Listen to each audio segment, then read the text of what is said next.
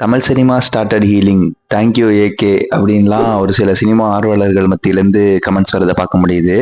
ஆனால் பெரும்பாலான அஜித் ஃபேன்ஸ்லேருந்து வரக்கூடிய கமெண்ட்ஸ் என்னவா இருக்கு அப்படின்னு சொன்னால், அதுக்கு காரணம் என்ன அப்படின்னு சொல்லி பார்க்கும்போது, இந்த படத்தில் வந்து அஜித் சார் பஞ்ச் டயலாக் பேச மாட்டார். இந்த படத்தில் அஜித் சாருக்கு ஒரு கிராண்ட் என்ட்ரி கிடையாது. இந்த படத்தில் ஒரு பயங்கர பில்டப்பு இன்டர்வல் பிளாக்கு கிடையாது. எஸ், இவர் சொன்ன மாதிரி no opening scene, no mass dialogue. ஒரு டிப்பிக்கலான ஒரு ஹாலிவுட் படத்தில் அஜித் நடிச்சா எப்படி இருக்கும் அப்படிங்கிறது தான் இந்த விடாமுயற்சி. இது ஃபேன்ஸுக்கும் ஜென்ரல் ஆடியன்ஸுக்கும் எந்த அளவு ஒர்க் ஆகும் அப்படிங்கிறது எனக்கு தெரில. ஏன்னா இது வரைக்கும் நம்ம பார்க்காத ஒரு டெம்ப்ளேட்னு தான் சொல்லணும். இந்த மாதிரியான ஒரு ஸ்க்ரீன் பிளே ஸ்ட்ரக்சரை வந்து நம்ம ஹாலிவுட்டில் வேணால் பார்த்துருப்போம்.